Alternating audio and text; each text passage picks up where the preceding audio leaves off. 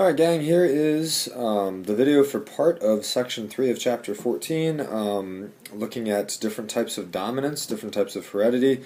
First thing I have on the screen here is just what all of Mendel's traits, he got kind of fortunate or lucky or was just really smart, but he, every single one of his traits showed complete dominance, which just means that one trait is completely dominant over the other one. So this is showing a test cross here, but if you remember, we had the purple and the white. And if we got a heterozygote, that's all I want to show here, or a hybrid, with both alleles, the dominant allele and the recessive allele completely disappears from the phenotype, and that's complete dominance, where the other one just disappears. So that is not the case for all types of inheritance, and so we're going to look at some different types here in this section. But the next one is incomplete dominance, and incomplete dominance, excuse me, is going to lead to, codominance is what we're going to do next. Codominance is going to lead, and I'll pull up a picture here, to offspring that show both of the alleles. And so here we've got a trait in cattle with the color of their hair, and we've got a red. I don't know if this was actually a cross that was done, but anyway, options here. We've got red, we've got white, and if we were to cross the white bull and a red cow, the offspring is going to be called something called roan.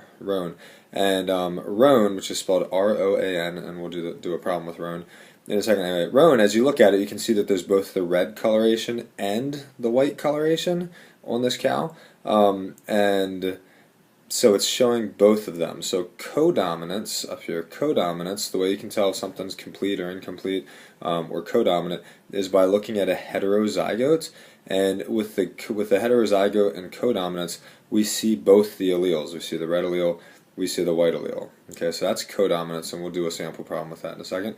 And then there's incomplete dominance. And incomplete dominance, here's an example of incomplete dominance. Incomplete dominance, we take the two alleles. In this case, we have a red allele, which would lead to red flowers. We have a white allele, which would lead to white flowers. But if I get a hybrid, or if I get the heterozygote of the two, I end up getting pink, which, if you're looking on a color wheel or something like that, pink is halfway between red and white. So with incomplete dominance, when we look at the hybrid or the heterozygote, you're going to be getting a blending of the traits, or something that's halfway in between. Okay, so that's the incomplete dominance. Again, the way you tell the difference in all of these, if you were trying to look at a trait and figure out which type of dominance it is, complete dominance, the heterozygote causes the recessive allele to disappear, and you only see the dominant allele. Codominance, they're both dominant, so in the heterozygote you'll see both of the alleles, and that was the red and the white both showing up with their own. And then incomplete dominance, you're going to get something that's halfway between the two alleles. So red and white would make pink. If it was height that was incomplete dominance, you'd get tall and short, and the heterozygote would be medium height.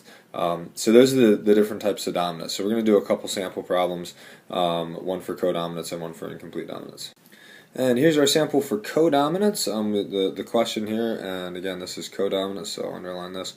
The question here, if a roan bull and a white cow mate, what is the probability that their first calf will be roan? And so what we have to do with all genetics problems is come up with symbols first, and when we were doing the complete dominance, we did a capital letter and a lowercase letter to signify things.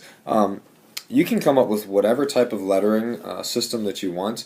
What I do with codominance is I choose a letter for the trait, the type of trait that we're looking at. So we're looking at color for this one. So what I'll do is I'll say a capital C is for color, and we've got two genes for color, and they're both going to be capital C's because they're both dominant.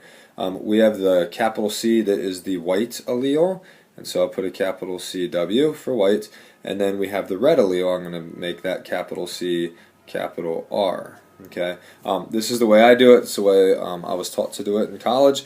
For codominance, a capital letter for the allele, and then superscript, a capital letter for each individual allele. So this would be, and I would write this clearly. So CW is white. Okay, CR is red.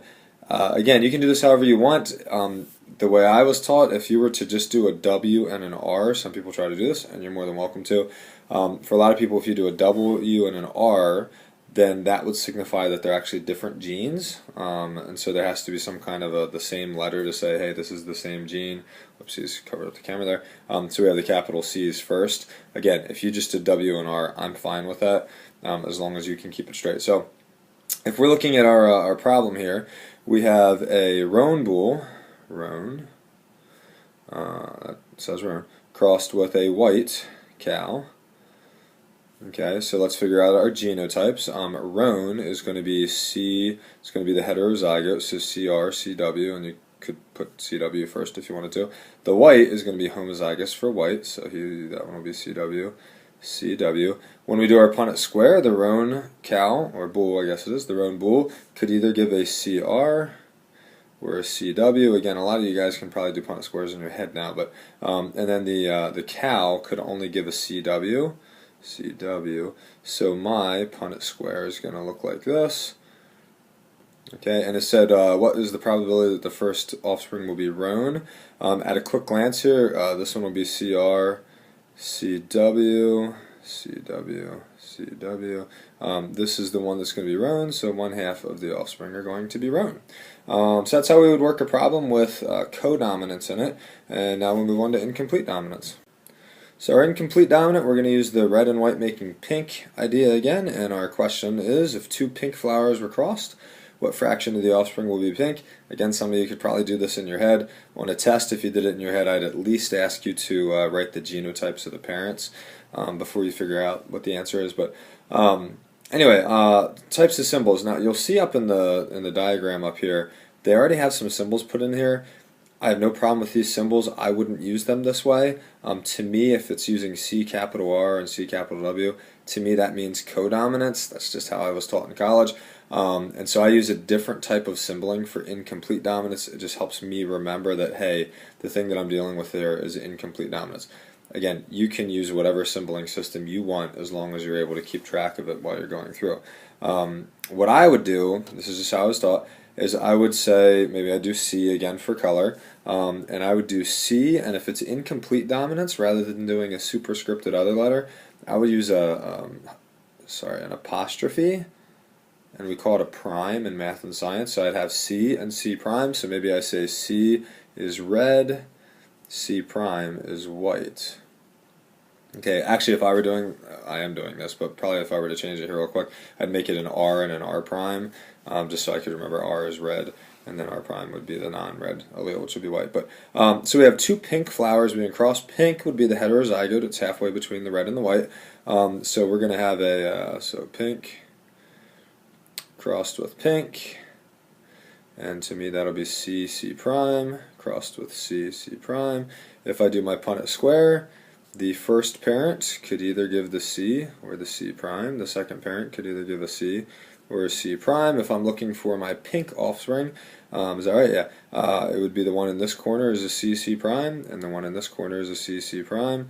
This one is a C, C, C prime, C prime. And so I'm looking at 2 out of the 4, or 1/2, or I could have said 50%. So that is my incomplete dominance.